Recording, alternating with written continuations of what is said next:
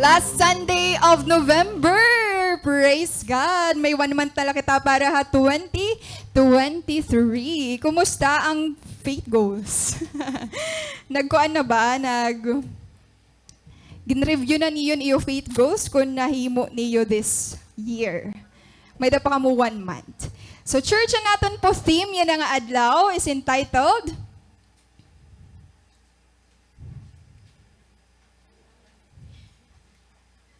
Capturing God's Heart, ada po 1 Samuel 5:1-12.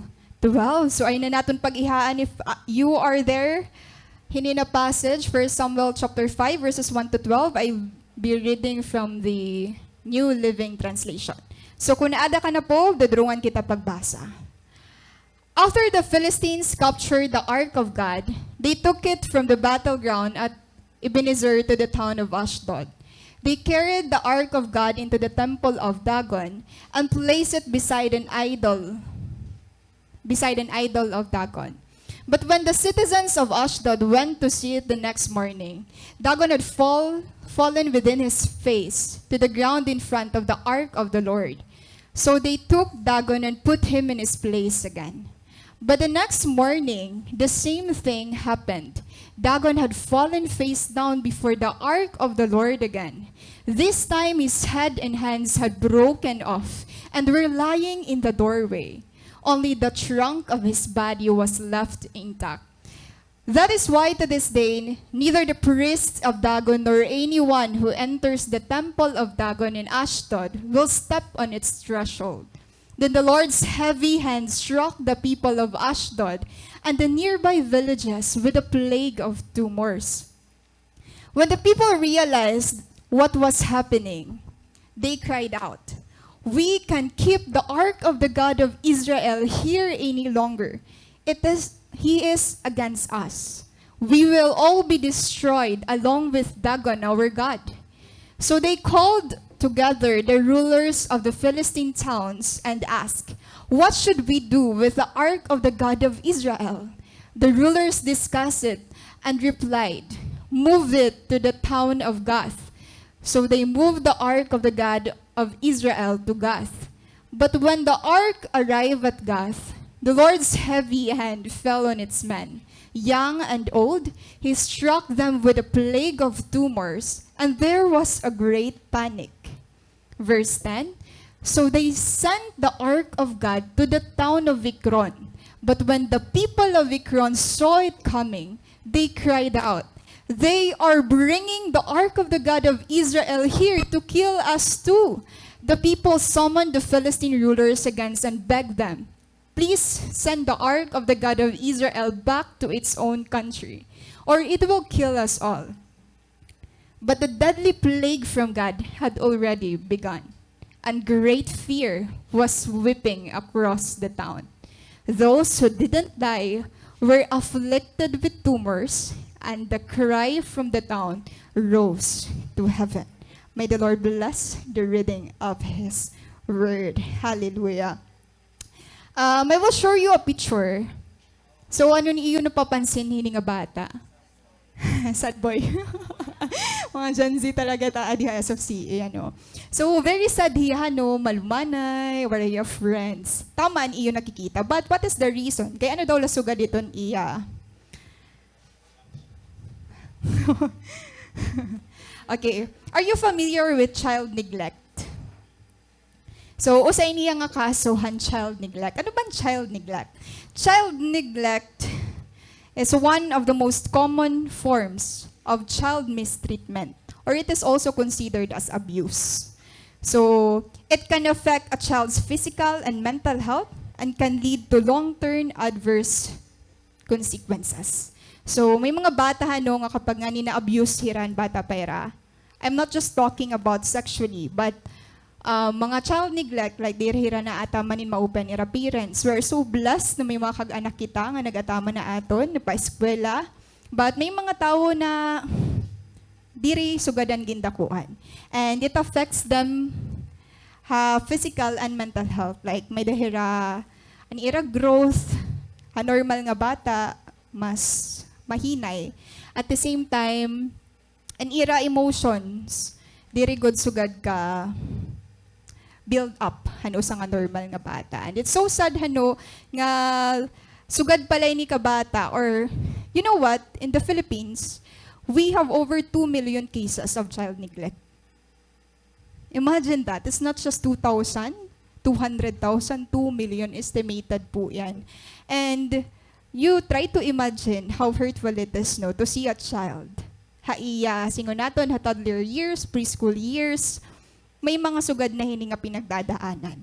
And common reasons, Philippines pala ito, ano daw la kung titirimpohon naton. So one reason kay may the high cases of child neglect, it's because of nangunguna po poverty. Diba? Waray kwarta, waray pagpaskwela, sugad. Number 1 ito niya. Other reasons like separation ng parents, na mamana-mana ha mga anak. But number 1 talaga, especially of Philippines, poverty. May mga pobre ba didi? May mga yaman kita kan Lord. Amen ba?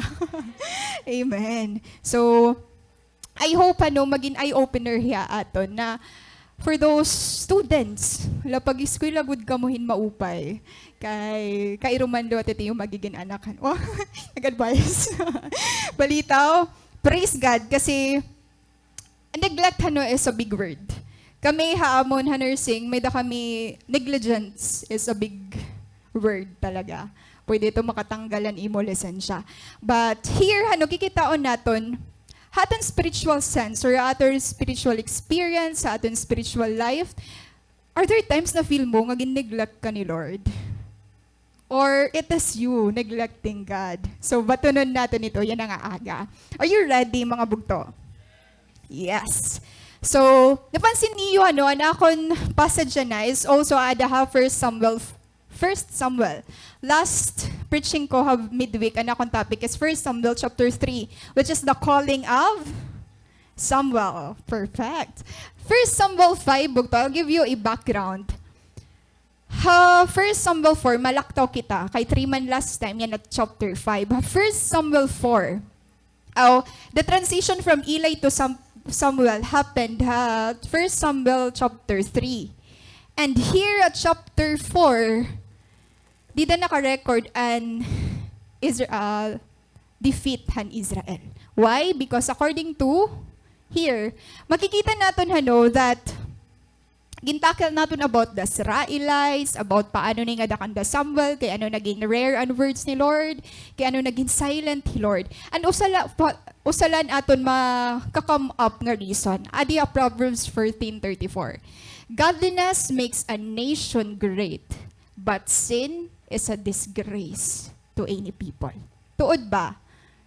And it is also applicable po haaton niya na. 1 Samuel 4, I mentioned about an era, defeat. Ano ba nangyari?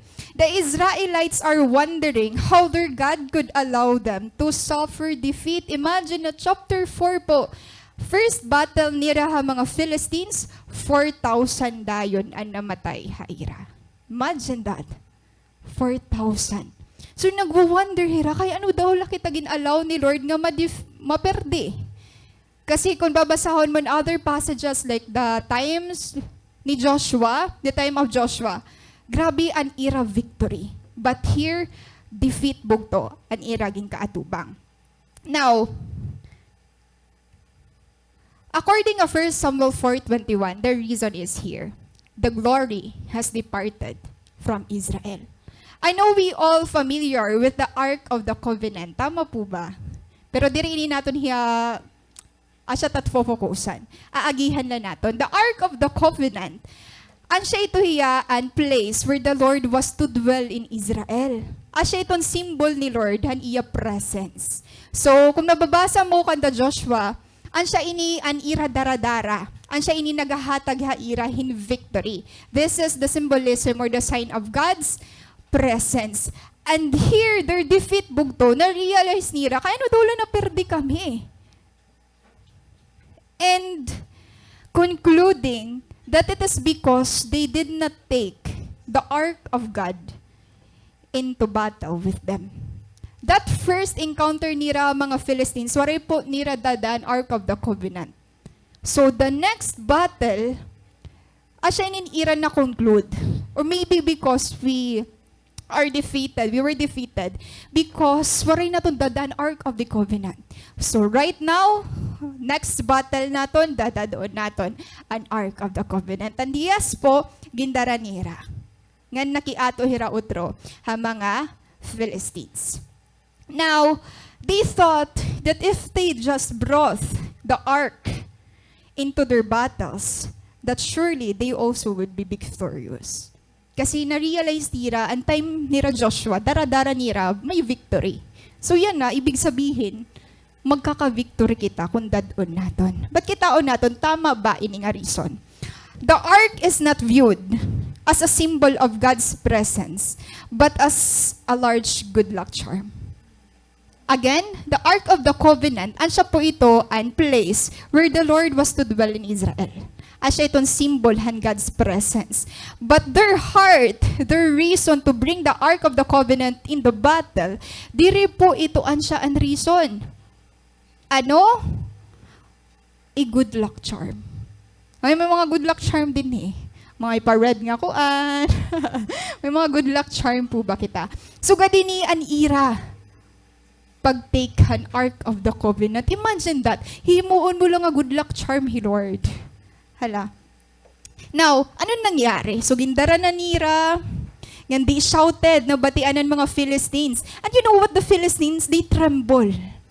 Why? Because they knew what God had done, Egypt. Diba? Or even the time pag-defeat nira Joshua ira. And ano nangyari? Nagdaog bahira. It says here, bugto, waray. And you know what? Our text tell us that 30,000 soldiers are killed ang mga Israelites. Wow. 30,000 plus 4,000, 34,000 po dayon ang naiban. Kairumat ito nga mga 30,000. Diba? Imagine that. So, kung ikaw o sa kaha mga Israelites, ano daw lang imo iisipon? Ano pa daw lang nga solusyon? Ano pa daw lang nga reason kay ano ginhatag ini nga defeat ni Lord? And you know what's first? We are familiar with Hophni and Phinehas, diba? An anak nga ni Eli, the two wicked sons of the priest Eli. So, api inihira mga namatay. And, worst case, the Ark of God had been captured. Nakawat, haira. Nadarahan mga Philistines. Now, face out naton bugto ang mga Israelites. The Israelites didn't discern that having the Ark in their camp did not mean that they had the Lord with them on their side. Kasabot nira, kung daradara laniran Ark of the Covenant, the golden chest, magdadaog hira. But, waray ito kay nabo. They did not realize that God's very present help diri depende bugto ha material symbol.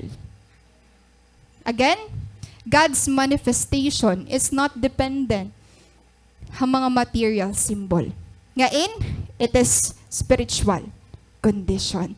That is why God loves relationships. Gusto niya makikonect ha imo.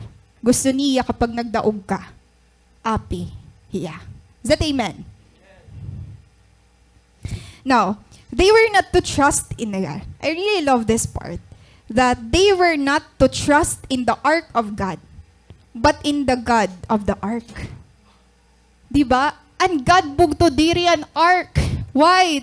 Ang suludan Ark of the Covenant, api dito ang 2 stones tablets, diba? Ginsurat ni Moses. But it's not God Himself. Same as true with us right now, bugto. Bisan pag dinaraon nato ng aton Bible every day, dirito makakahatag ha aton wisdom, kung diri naton babasahon. Amen ba? Diba? I experienced this kay Di ba, like for example, mga travel nga ni. Pag nagta-travel kasi ako, nagdara ako ito, mga libro, pagbasa. May mga times naman, may mga tao, di dinarahin Bible, naruruba na lahiya. Kaya ano? Because para daw maging safe ako. Akong travel. Hala. Di ba? Nahin mo natin hiyang akuan, palamuti na la. Pag may Bible nga, ibig sabihin madasig ka. Di ba? Pero diri bugto. Let's learn from here that dapat diri kita mag-trust in the ark, but in the God of the ark. Diri ka mag-trust mismo han imo la Bible, kundi ang God. Ito nga imo Bible. Amen ba? Amen. So, you familiar with luck?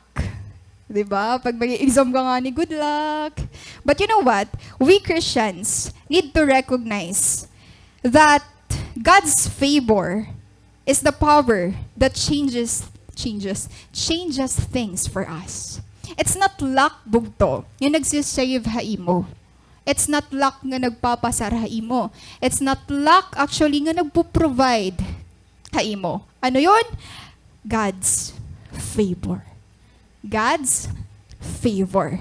That is why a person will never have favor, will never have the Lord's favor. Gusto mo ba ng favor ng Lord? Diba? Hindi din gusto favor, tikang kan Lord. Amen. A person will never have the Lord's favor unless he comes to the place in his life of surrender to the Lord. Kaya nga ni Isaiah 66:2, asya inin part kundi in nag-show hi Lord in favor haaton. These are the ones I look upon with favor, those who are humble and contrite in spirit and who tremble at my word. Again, hino didi gustuhan favor ni Lord? At ano? Those who are humble and contrite in spirit and who tremble at my word. Yun yung susi bugto kung gusto mo favor, tikang kan Lord. You receive God's favor by faith, not by luck. Again, you receive God's favor not by luck, but by faith. Yun yung nag-a-unlock ng favor ni Lord. Diri kay basta nala, may nanabo nala inihako. No. If God promised you that, then wait and cling on that. God will fulfill His promises. Amen ba? Diba? Pakisabi sa katabi, may His favor be upon you. Diba? I-break natin yung mga luck, good luck charm. Kilala ba? Okay, i-break natin yung mga luck. Ano dito na maging tatapuran natin, mga good luck charm. No, because our faith and our trust, aadaya sure foundation. Amen ba? Amen. May God's favor be upon you. Now, 1 to 2 hanod, kanina kita aton passage. After the Philistines captured the ark of God, they took it from the battleground at Ebenezer to the town of Ashdod.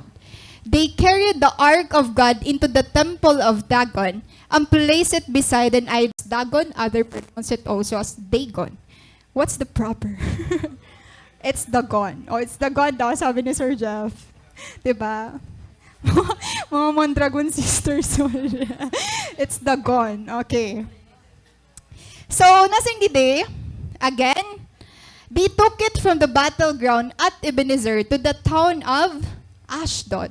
So, ano ba ini nga Ebenezer? Ebenezer, I'll give you a map. Oh, I'll show you a map. So, kaguguti. Waray-Waray kumita. But ito, atin Ebenezer. Adiman.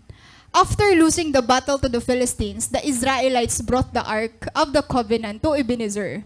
But the Philistines again defeated them and captured the Ark of God, and Eli's two sons, Hophni and Phinehas, were died. So, tika nga Ebenezer. And Ebenezer was the place where the camp of Israel was pitched. Na atitira nakakam. And 1 Samuel 4:1, di gihapon ito near which the battle was fought. Di ba kay nag-Aragway or nag-Warhira.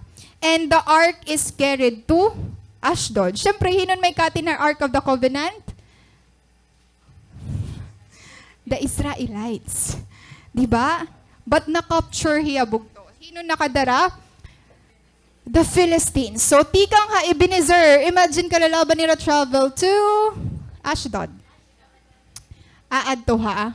Ashdod. Ano ba liwat an Ashdod? Ashdod was one of the 5 principalities of the Philistines, or it was one of the 5 cities of Philistia. Ano yun nga 5 cities, boss do? At yun Gaza, the Ashkelon, the Ashdod, the Ekron, the Gath. Ini nga 5. Asya ito, and 5 principalities. 5 cities of Philistia. And first, dito nira gindara, ha Ashdod. Now, the Philistines, familiar ba ka mo mga Philistines?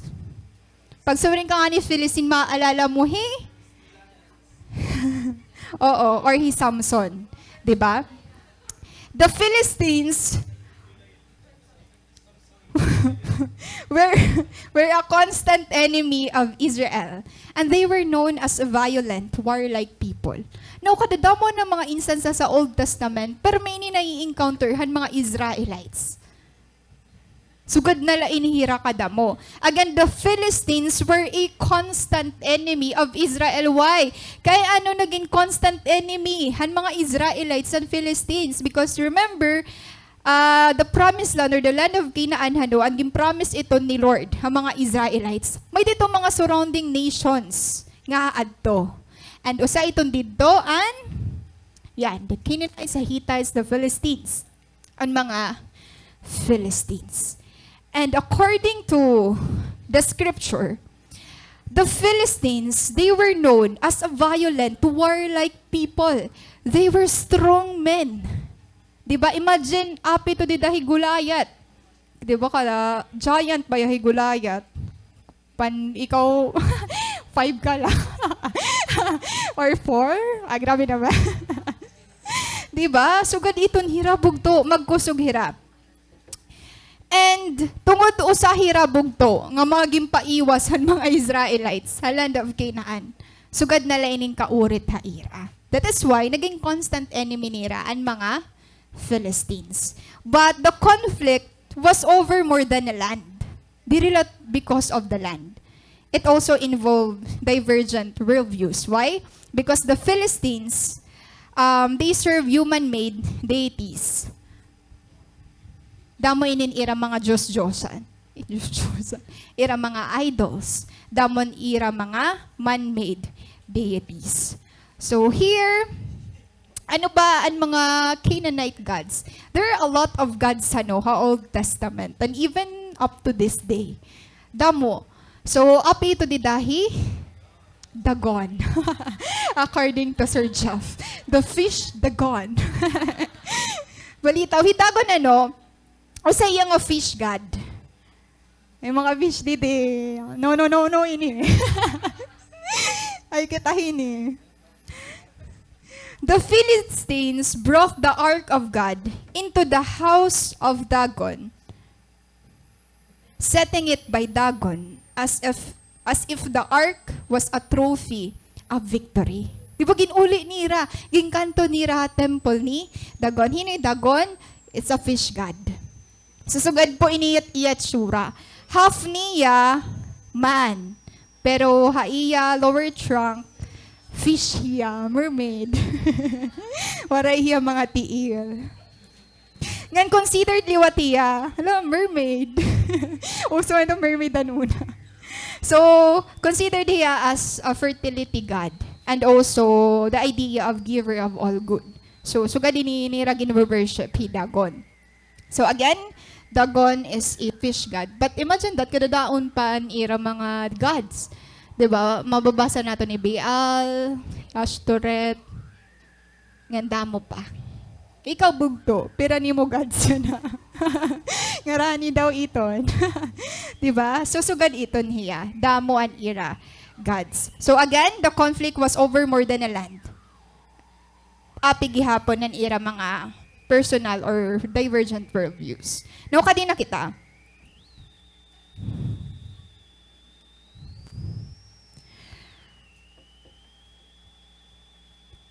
ang mga Philistines, ang time nga na-capture nila ang Ark of the Covenant, gintreat ito niya as a trophy. Di ba pag nagdadaog ka nga ni Hitusa nga, patimpalak. Kalaro. Battle or competition. May mga trophy, may mga certificates. So, God gihapon inihaira. Of course, kung babasahon ni Juan 1 Samuel chapter 4, grabe nira pag-encourage sa kada usa.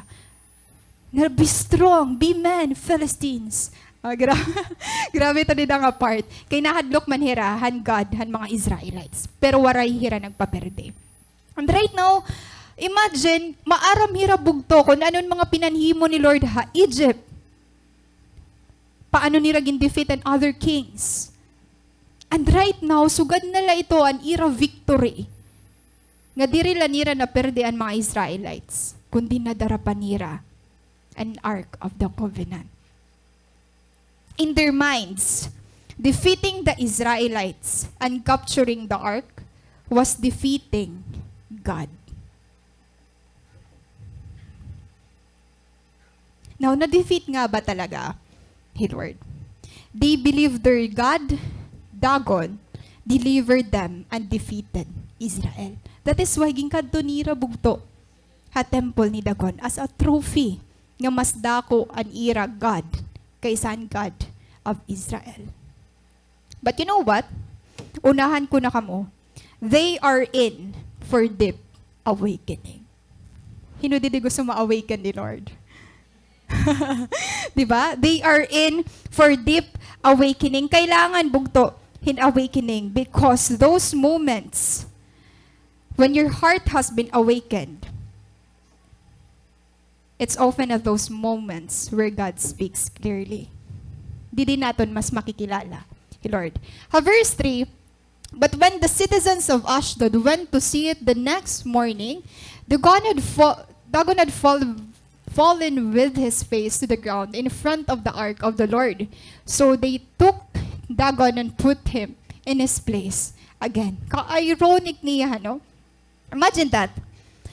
Dagon was on its face, but not broken. Imagine the day nga kahalilipayon mo because of the victory nga na-capture niyo an Ark of the Covenant. The next morning, asya ni nangyari? Dagon had fallen with his face to the ground in front of the Ark of the Lord. So they took Dagon and put him in his place again. Na ano yung Dagon? It was Dagon that was humiliated before the Ark. Amazing, right? Dagon had fallen with his face to the ground in front nga in Ark of the Lord. So kung ikaw bugto Philistine ka, tas nakita mo ini, ano ni mo maaabat? Now, it was Dagon that was humiliated before the ark. And just like the Philistines went back into the temple, imagine that, an ira God. Kasabot ada nira, accident la ini nga nangyari. Like, bayang luminog ini nga adlaw. Habang nakaturog kita, may nakaduso. An siya nahulog. Imagine that part. So they took Dagon and put him in his place again. Ginbalik nira bugto. Ginayos otro nira. Now, our theme for today is capturing God's heart. Paano po ba makakapture ang heart ni Lord? Are you paying attention po ang voice ni Lord? If not bugto, God wants your attention. And first thing naging gagamit ni Lord to capture or to get your attention is number 1, interruption. Again, say it, interruption. Paano naging interruption? Have you experienced getting interrupted? Like, pakadi ka dapat sa church yan na, pero nangalimtan mo ni mo para sa'yo, bumalik ka. Like, kanina kami na, lakat na kami, nabayaan ko ng flash drive, bumalik pa, ate. Thank you, te. Or, mga instances nga, nagdadali ka, tas mahinay ang tricycle, di ba? May sugat ito. Kailan nagdadali ka, siya lugod ito iya kahinay.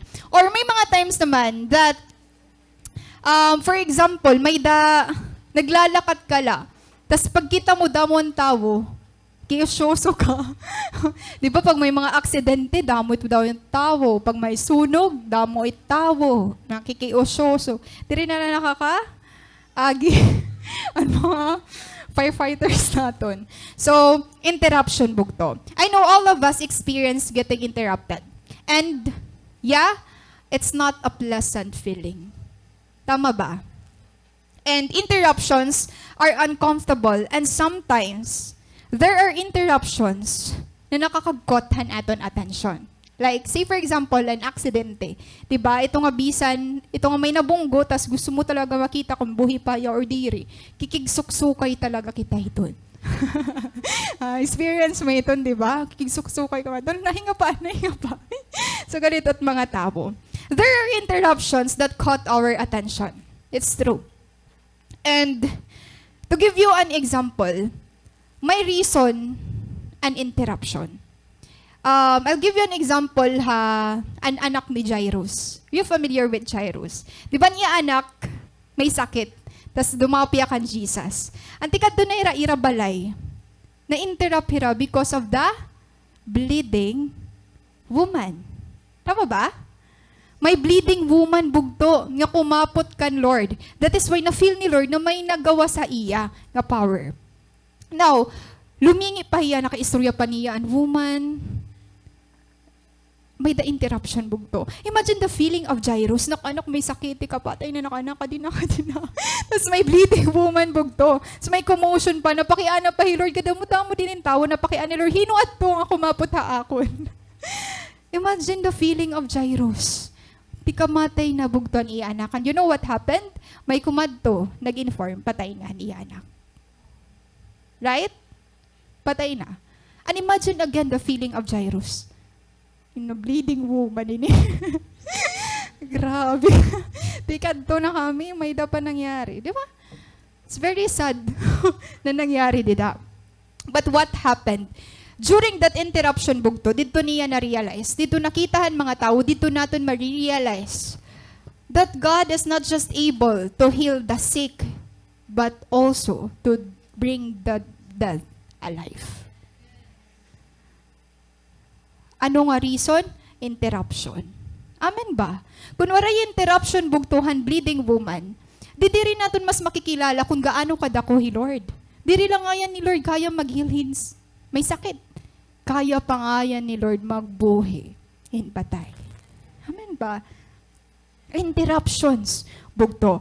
That is one of the reasons, one of God's ways to cut up your attention. Interruption. I'll give you another example. Moses and the burning bush. I love this part because nasa rin man ni Moses. Now, Moses was tending the flock of Jethro, his father-in-law, the priest of Midian. And he led the flock to far side of the wilderness and came to Horeb, the mountain of God. There the angel of the Lord appeared to him in flames of fire from within a bush. Moses saw that though the bush was on fire, it did not burn up. So Moses thought, I will go over and see this strange sight, why the bush does not burn up. Diba? That burning bush bugto caught up the attention of Moses. And may da ba kita sugat mga response kan Moses? I will go over and see this strange sight. I will pay attention. Hini nga strange nga ginpapahimo ni Lord or ginre-reveal ni Lord. Haakon. That is why, instead nga humadlok hiya, bugto, dumaop hiya. Ikaw ba makakita kayong bush bugto? Burning bush. Pero diri hiya nasusunog. Diri ba ito makotapan imong attention?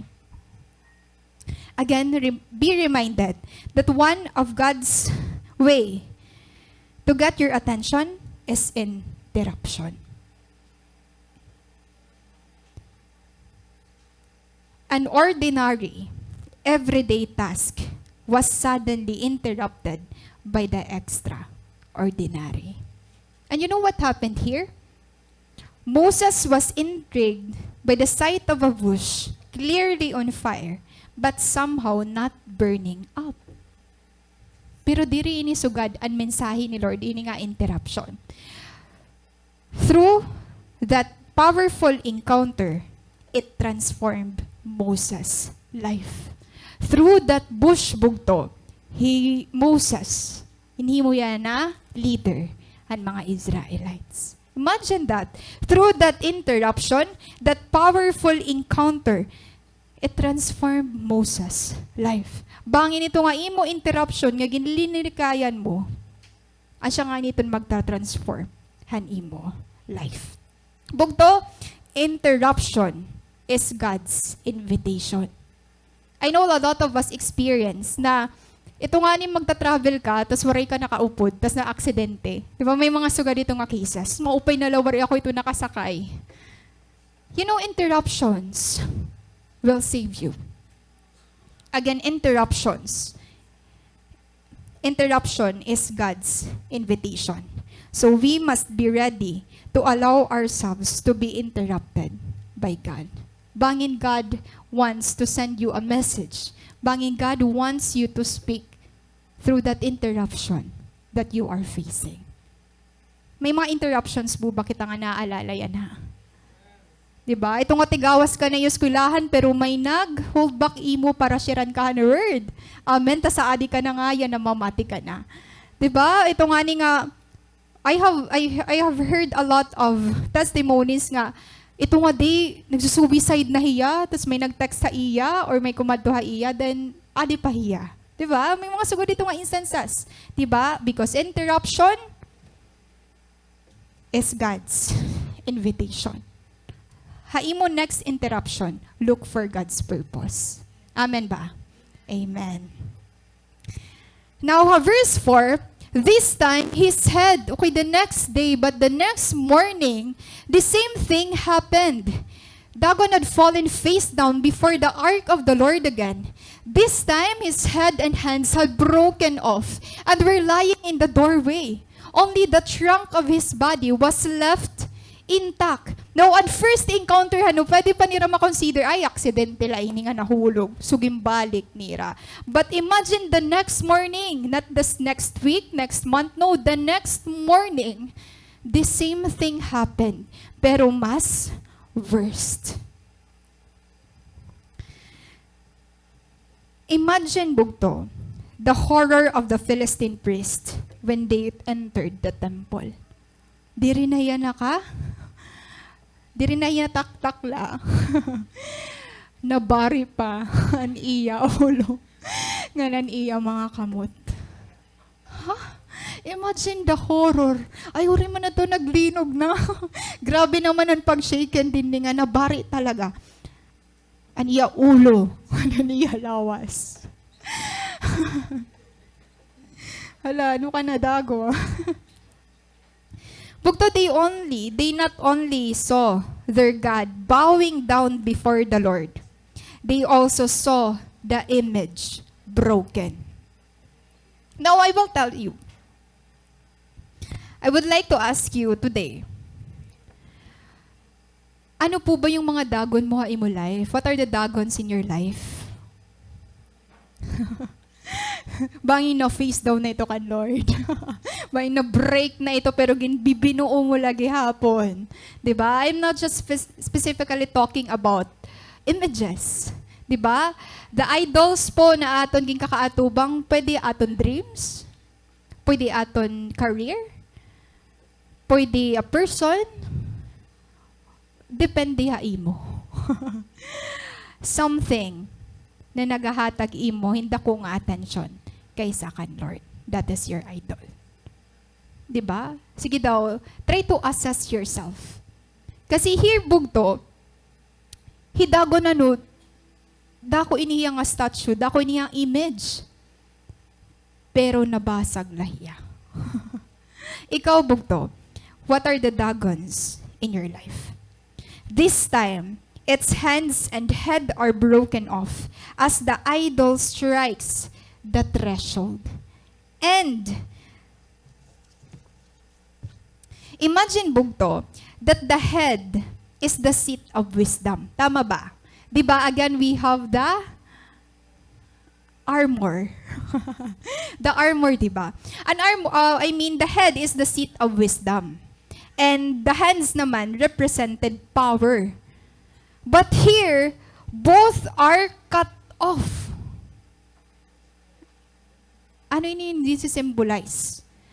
To display Dagon as completely powerless. Amen ba? Again, what are the Dagons in your life? Gaano pa ito kadako kan Dagon bugto? Didi makikita naton that it displays Dagon is completely powerless. Hallelujah. Amen ba? Ngayon, Ark of the Covenant bugto, naperdi, nabasag. Now, what should this tell the Philistines? Anong mensahe ini haaton? The Ark of God may be in the Philistines' hands, but the God of the Philistines is in the hands of the only true God. Again, the Ark of God may be in Philistines' hands, but the God of the Philistines is in the hands of the only true God. Kasabot nira, na-defeat nira, Lord. It's not. Dagon cannot stand in the presence of God. Kung diri nga ni kaya makastand dan ira God, how much more hira? How much more kita? Dagon cannot stand in the presence of God. Our idols, bugto, cannot stand in the presence of God. Pwede feeling mo, nagdaog ka hiton, but this passage will show you that God of the Israel, our God today, is the only true living God. This is an account pointing directly to the supremacy of God. Kasi sometimes nawawarayan talaga kita hope. Naabot talaga kita nga, waray na talaga kita pag-asa. Pero this account pointing directly to the supremacy of God. Diri ba kay feeling mo natanggal mo, diri na Lord nag-work haimo. If this pagan priest are thinking properly, kung ginsavor nira ini nga moment, ini nga experience, di unta ma-realize nira nga the God of Israel is the true God. Pero ano nangyari? Waray iton hiya. Kahinabo. Pagto, would you want to serve a God that falls and you need to pick it up? Gusto mo bahin God? Or does a real God fall apart? And God ba nabobroken? Does a real God have to be glued back together? That's the place mo laya utro. Not only does God want to knock down these idols or dagons in your life right now, bugto, He wants to break them as well. Kung anuman po ang mga idols naton yan na aside kan Lord or an imog gods naging po consider more than kan Lord. Not only does God want to knock down these idols, di rila tubtub dida, because God is a jealous God. God wants to break them as well. Pwede yan na natumbala, pero buwas. I-break na ito ni Lord. From this point on, bugto, the threshold's destruction of their God should have taught them a lesson. Tama ba? Dapat lesson na ini. Because one way, again, to capture your attention, God is using to get your attention is, number 2, imagine that. Mawari kasi atiin. So ganun nangyari iya. Di ba kadadako ni Dagon? So galito kagutin Ark of the Covenant. Pero naperdi lahiya. Imagine that. Number 2, repetition. What are the... One of God's ways, bugto, to capture or to get your attention is repetition. Diba? Ini nangyari next day. danay may mga instances ito nga na babalik ka aton. Repetition.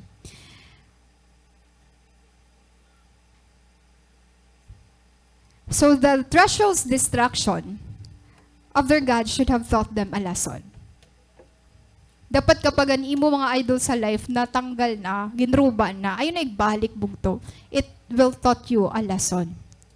Dapat. But it is a lesson of the Philistines did not learn. Sad to say bugto, waray ini kahibaroe han mga Philistines. And, para ira, it setting Dagon up and gluing him together is easier than changing their life. It's easier than changing their ways. Mas gusto pa nira i-repair ang naruba nira agad kaysa magbago han ira paniniwala. Kasi sayang, di ba? And di relate to once nangyari. Again, nautro.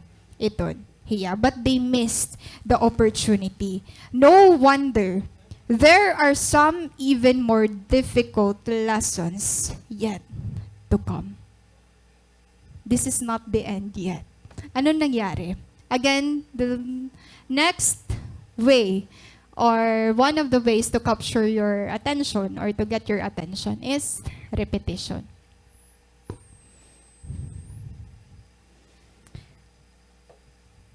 Verse 6. Then the Lord's heavy hand struck the people of Ashdod and the nearby villages with a plague of tumors. When the people realized that was happening, they cried out, "We can keep the ark of the God of Israel here any longer. He is against us." Ano nangyari bugto? May nagkamay-adahin plague of tumors. Now, there are more difficult lessons to learn here. But ayaw natin i-consider na waray love hi Lord hining mga Philistines. Why? There was no other way of convincing them of His real nature and prerogatives. Sometimes pain talaga bugto ang ginagamit ni Lord to capture your attention. Amen ba? Kasi kapag diri ka nasasaktan, waray ka pakialam. Kaya nga ni nasaring si waray pa. Yan na lang. He could not, I want you to note this, bugto, na there is no other way of convincing them of His real nature and prerogatives. Kailangan talaga anay nasasaktan. Kailangan talaga anay may ginaagihan. Just like what happened mga Egyptians. Di ba? Pero adto nga plague and umabot ha ira bago nira gin bago nira gin release ang mga Egyptians, aon mga Israelites. Kailangan bugtuan pain. Don't you know that pain is considered to be our fifth assessment? Di ba? May da kayo may tinatawag nga vital signs like imo BP, imo temperature, imo pulse rate, imo respiratory rate. And another one is pain assessment. Crucial and relevant. So ganito bugto and part-hand pain han aton life. I want you to note that He could not give victory. God could not give victory to a disobedient people. Diri Lord nagahatag victory ha mga diri nasunod ha iya. Verse 6. The people were suffering an extensively painful disease.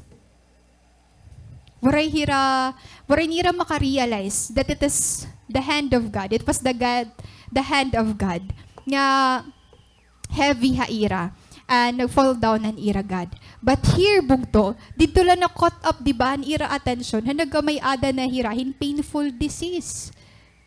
Nasaring manira, the Lord's heavy hand struck the people of Ashdod and the nearby villages with a plague of tumors. When the people realized what was happening, they cried out, "We can't keep the ark of the God of Israel here any longer. He is against us." According to documentary, ini nga tumors damon waray kasi exact talaga kung ano nga kind of tumors. But ito yung painful disease. According to them, pwede ko hemorrhoids. Kasi pag hemorrhoids, parang nagde-dysentery ka na. Like, didaan pag, like diarrhea nga, grabe, severe diarrhea. Tas hemorrhoids, may tumor ka pa. And other naman, consider it as bubonic plague. Diba? Because of fleas. Or others naman, because of mice siguro. Ang siya nagkakamay-adahin tumors. And tumors, it's abnormal mass or tissue nga natubo haimo. Like, considered here, kasi nag-cry out talaga hira, masakit talaga iniya duro. And sobra talaga inihiya nga devastating nga disease. So, we are not clear kung ano nga kind of disease or tumor. But, the Philistines, whatever the plague, the Philistines do not like it. Kung ano man ito niya, dirito nila gusto. And they are eager to be rid of it. Na ano hira? We can keep the ark of God of Israel here any longer. Because of that plague. Now, the third reason, the third way God wants or God is using to get your attention is through affliction. Affliction. Pinadidihan sickness, pains, struggles, suffering, afflictions. Dani, asya ito nagiging form ni Lord to get your attention. The Philistine leaders know that it is the hand of God heavily upon them. But instead of submitting to the God of Israel, they decided to get rid of Him. Diba? Ito nga, wow, finally, na-realize nira na nauutro ira ang nangyayari Egypt before. Yan na na-realize nira na it's because of God of the Israel. But right now, bugto, instead of submitting to the God of Israel, they decided to get rid of Him. So God an ira response. Ikaw, bugto, sugad paluatan imo response. Instead of submitting to God, gusto mo humerayo iya. They rejected God despite the evidence. Not because. Again, they rejected God despite the evidence, not because of the evidence. May na evidence bugto that it was the God of Israel. But they neglected. They rejected God despite the evidence, not because of the evidence. Diba? Kita maaram na kita nga, Lord talaga ini nga nagwo-work. Diri talaga ini kaya, hantawula. Pero instead of submitting to God, ginre-reject naton hiya. Affliction. Pain, sufferings, trials, storms. Bukto, those are God's most used tool. Again, they are most used tool ni Lord. Kaya ayaw ka pausa, kaya ano part aton life and pain. Ayaw ka pausa kung kaya ano there are times nagsasuffer ka. Ayaw ka pausa kung there are times may mga losses ka. Because those are God's most used tool. Kasi, it reveals what is inside. Kapag nasasaktan ka, kapag may ginaabat ka, mas nare-reveal kung ano talaga naadahain mo. 'Di ba? It reveals weaknesses. Ang dati nga strong nga ikaw, tungod may inaabat ka, diri na ito ikaw. Ireklamo ka na. And God's tool to break your dependence on yourself so that you will trust Him alone. Through pain bugto, dida na di-defeat an imo independence. Kaya nga ni according to C.S. Lewis, adina, pain insists upon being attended to. God whispers to us in our pleasures, speaks in our consciences, but shouts in our pains. It is His megaphone to rouse a deaf world. Again, na ano si Lewis Bugto, it is His megaphone para magmata ka. For you to be awakened. For you to pay attention. For you to go back to Him.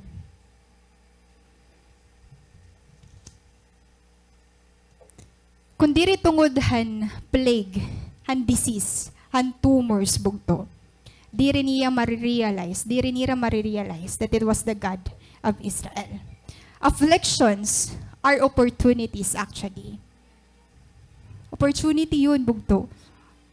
Giniiniwas-iwasan mo lang. Afflictions are opportunities for Christ to display His power in us. Kaya nga ni kapag nag-undergo ka, ito nga pain, di mo na-realize nga kaya man nga yan ni Lord igturn ito hiya, hai mo good. Di mo na-realize nga nagini-extend ka pa nga yan ni Lord. Di mo mas na-realize nga may hope nga yan kapag tumapod ka lahaiya. God brought us out of our suffering by His presence. And to stay out, we must continue to be in His presence.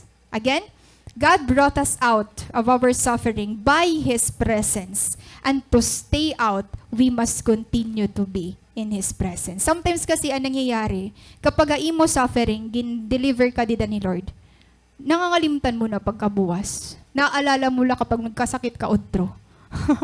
Diba? But to stay out, bugto, to know the reason behind, we must continue to be in His presence. May sakit ka man or naupay ka man, we must continue to be in His presence. That is why, di mo marirealize that afflictions are opportunities for Christ to display His power in us. May message ngan purpose nga yan, He Lord. Verse 8. They called together the rulers of the Philistine towns and asked, "What should we do with the ark of the God of Israel?" The rulers discussed it and replied, "Move it to the town of Gath." So they moved the ark of the God of Israel to Gath. Ano ni resolution bugto? Igbalik ba ang mga Israelites? Mag-submit ba ang God of Israel? No.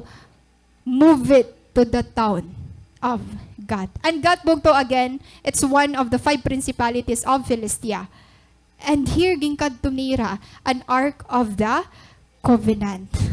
Number 4, the way ni Lord bugto to get your attention is direction.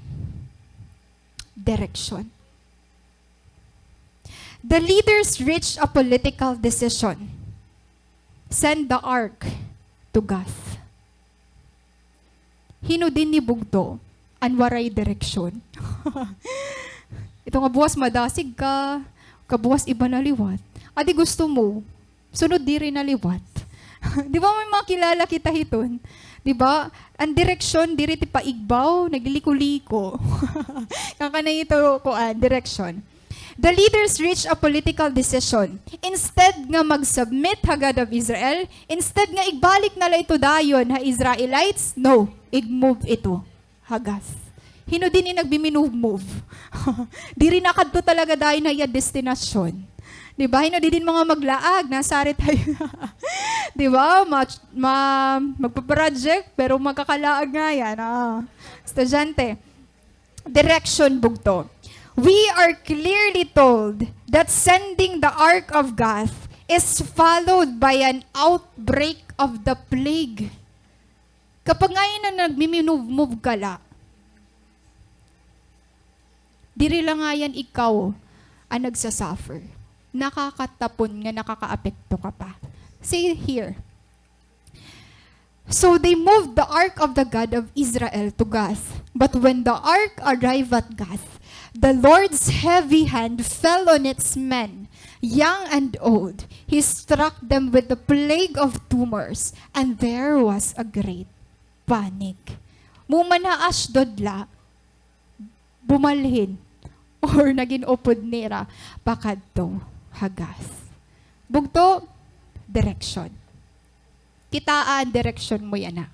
Kitaa kung anon imugin susundan yan na. Di pakadto ba talaga ito kan Lord? Or nagbibinurubalhin ka?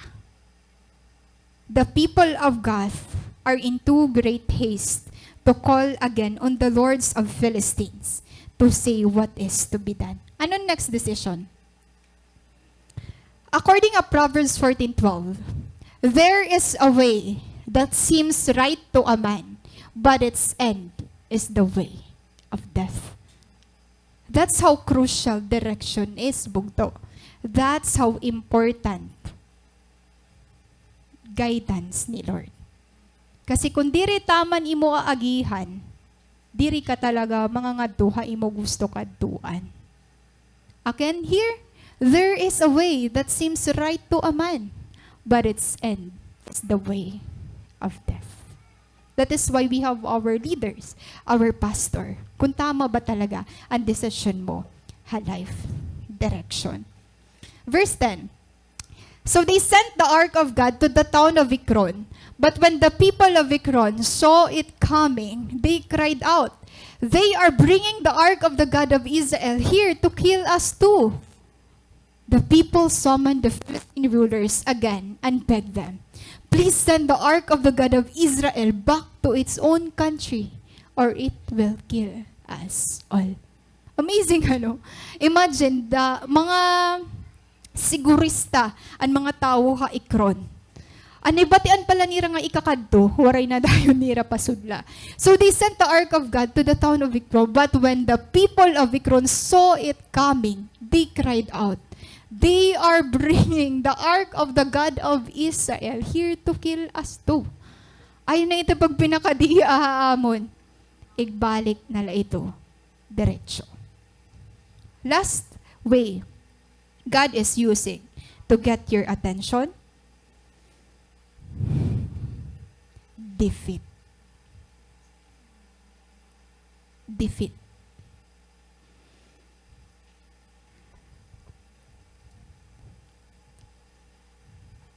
The Ekronites were not happy to see the ark. Waray pa nga ni sumulod ha ira ha. Pero gin-consider na nira sarili nga perde. Dida. When the people of Ekron know that the ark is on its way, they refuse to accept it. Gusto mo ba mo Christian life bugto? Waray ka pa nga ni habatel, perde ka na. Now you're asking, why is God wants my attention? Why is God getting my attention? Because this is one of the reason why nadiri hi Lord, nga defeated ka. Na ano hi Lord? You are not the tail. You are the head and not the tail. Christians, people of God, SFCA, you are the head and not the tail. You are not under the bondage of the enemy. Amen ba? Defeat. It becomes obvious that if no Philistine city will take the ark, may na-broken na, then it will have to be sent back from where it came. Na-amaze ka ba hininga story, bugto? Isn't it amazing, ano? Our God is not just the one true God, but He is also mighty, powerful, and sovereign. The Philistines, if they would have repented and turned towards the Lord, could have benefited from the ark. Imagine nakatikangan wala bugto. Kung ginalaw dayon nira, nga He Lord talaga ini. Gin-open niran ira mga kasing-kasing. Waray nira gin-harden. They allowed God to manifest the ira. Then, dapat naka-benefit unteran ark. But no. Gin-set up nira otro an ira God. Instead nga mag-submit na hira, gimpasaw ni hira an Ark of the Covenant. And now, igbabalik ni hira. Bugto, ano na mga opportunities ang imo ginmissed?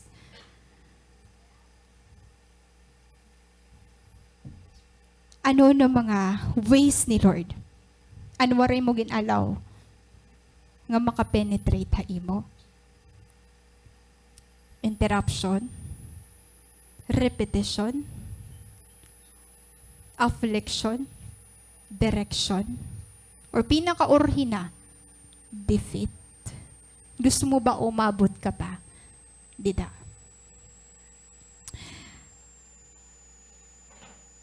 And now, bugto, again, our theme is capturing God's heart.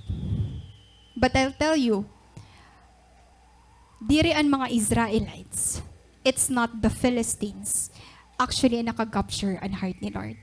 I will introduce you something and someone, But I want to be clear that if God didn't love us, He wouldn't bother trying to get your attention.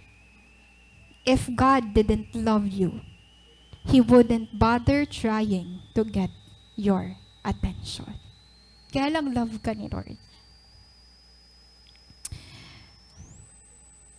I'll give you one example, bugto, kung hino ba talaga ang nakag-capture ang heart ni Lord. The kind of heart God wants to see here now that will capture her heart. Kilala ni yung babae. Hino man ini? Hino? Ano? Huwag ni Hagar? Hagar. Bugto, I want you to think pinakadako nga posisyon nga tao or imo ginkakahangaan na tao. I want you to think imo gina-admire talaga nga tao para imo siya nin pinaka-the best talaga nga tao. I want you to think about that. Igo-compare tahiya haaton haaton tao yan na. Naisip ka na? Gusto ko hikuan kasi grabe talaga nit iya kuan pinagdaanan or grabe nit iya posisyon na life.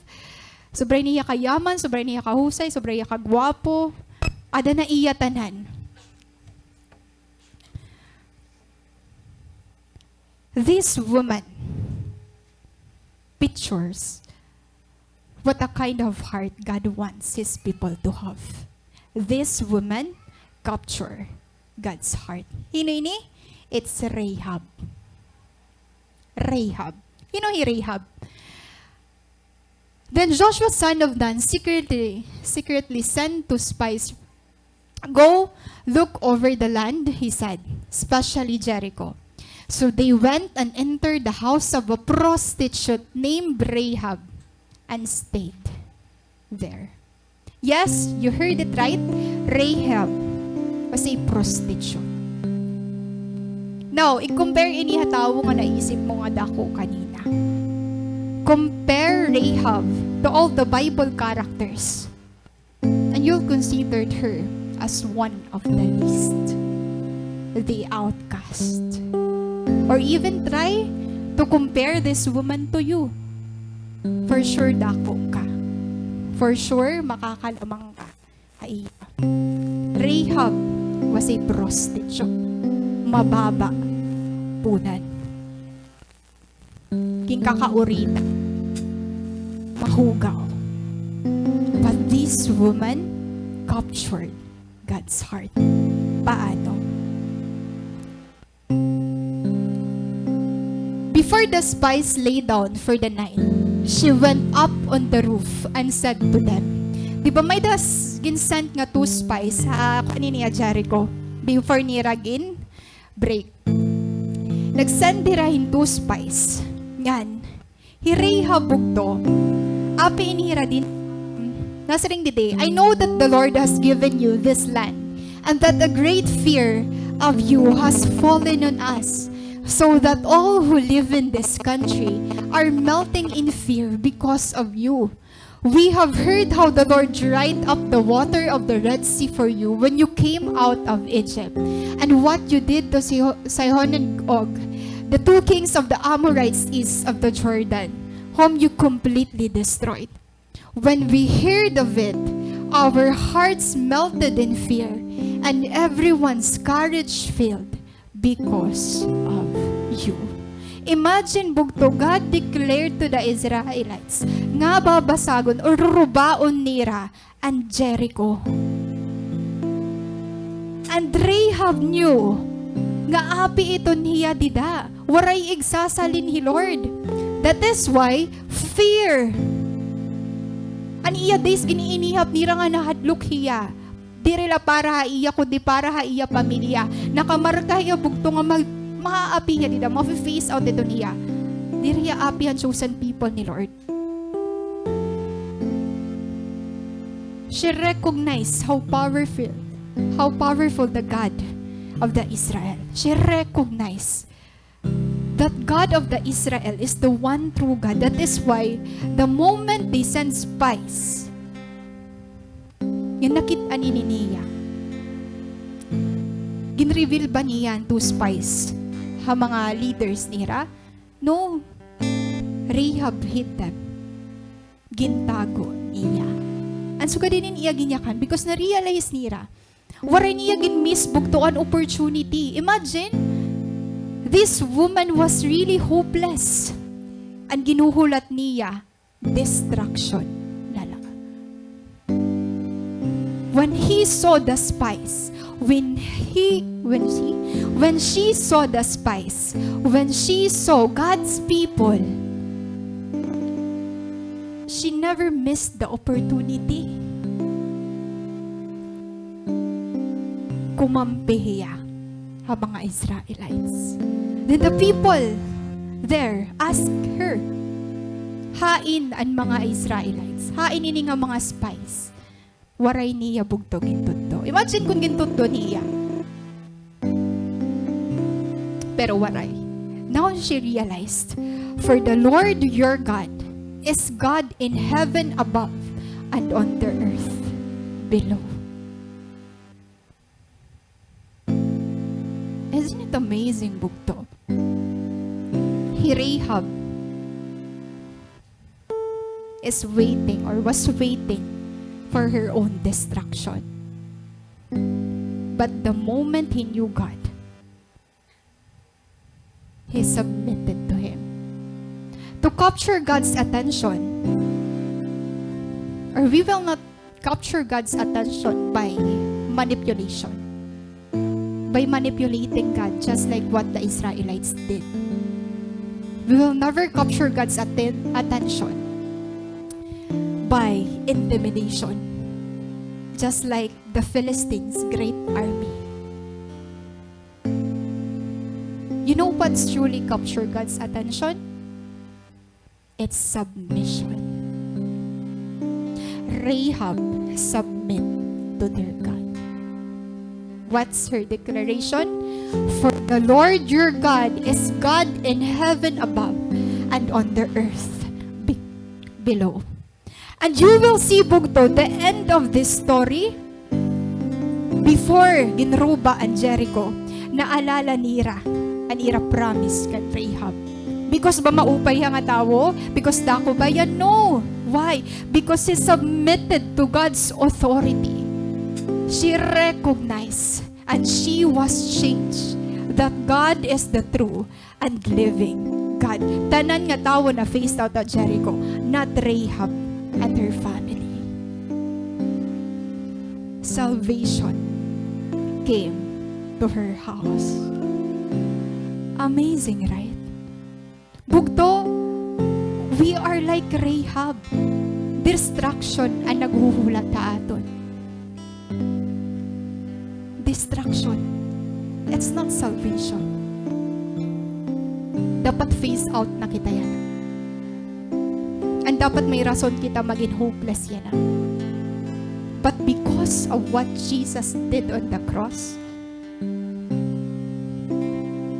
you have your own identity now in Christ.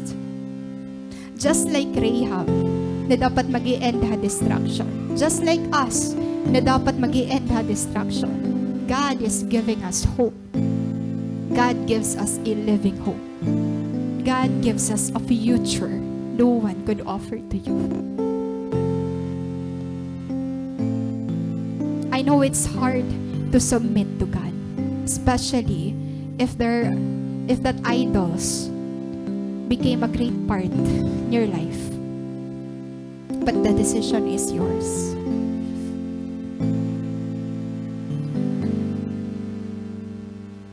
God is the only one true living God. Let us all stand up.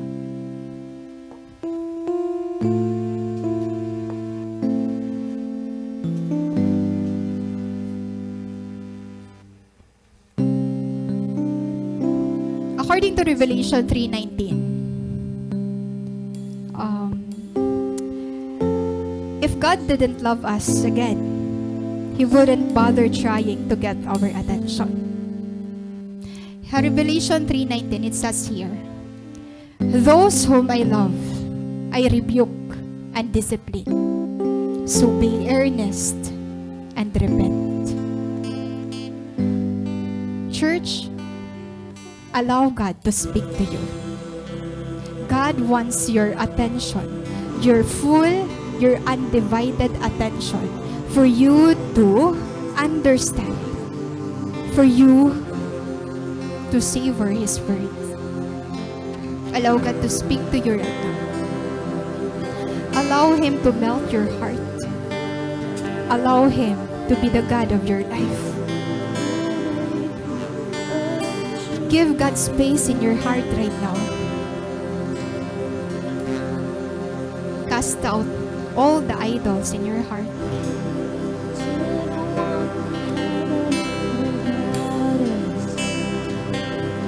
The God of Israel, our God right now, is only the true powerful God. My sin was great, your love was greater. What could separate us now? What a wonderful name it is. What a wonderful name it is. The name of Jesus Christ, my King. What a wonderful name it is.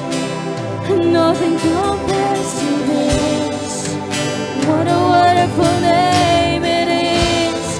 The name of Jesus.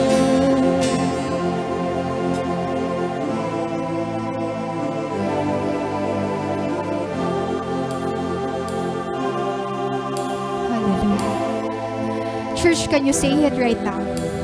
Lord, I am on your side. Lord, I am on your side. SFCA is on your side. Lord, we declare that you are the God of our life. We will declare your throne. We will exalt your name. You will be the center of our everything. You will be the God, our priority. You will be our all in all, Father. We declare you to be the God of our lives. We don't allow the enemy to have hold, to have his ways in us.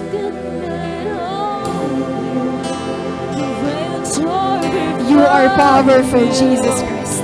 Shoutless to boast of sin and grave. Heavens are roaring, the place of your glory. Church, allow God to hear your voice, declaring Him that He is the Lord of your life. Allow God to hear your voice, declaring Him to be the God of this church. Hallelujah. You have no equal, God. Forever you will be our God. You will reign, Jesus Christ. Yours is the kingdom. Yours is the glory. Yours is the name above all names. What a powerful name. Come on, shout it out. What a powerful name it is. The name of Jesus.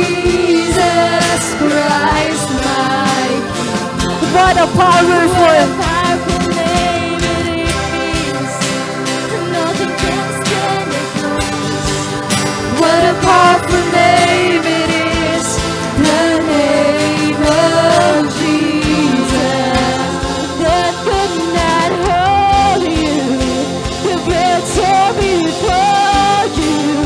You silence the voice. You silence the voice of Jesus Christ.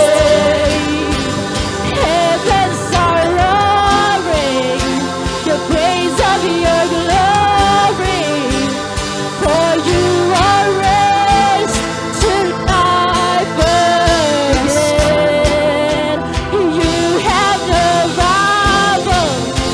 You have no equal.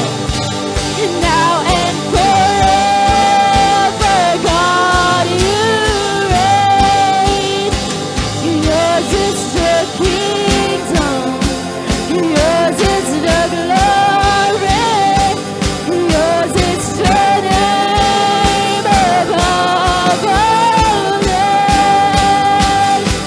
Yes, Lord.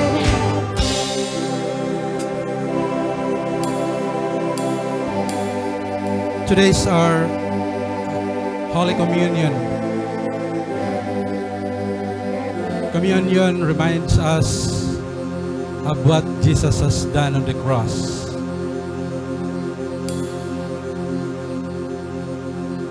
The Lord Jesus, on the night he was betrayed, took bread. And when he had given thanks, he broke it and said, "This is my body which is for you. Do this in remembrance of me." In the same way, after supper, he took the cup, saying, "This cup is a new covenant in my blood. Do this whenever you drink it in remembrance of me. For whenever you eat this bread and drink this cup, you proclaim the Lord's death until he comes." Father, we consider this time of the day as a privilege for us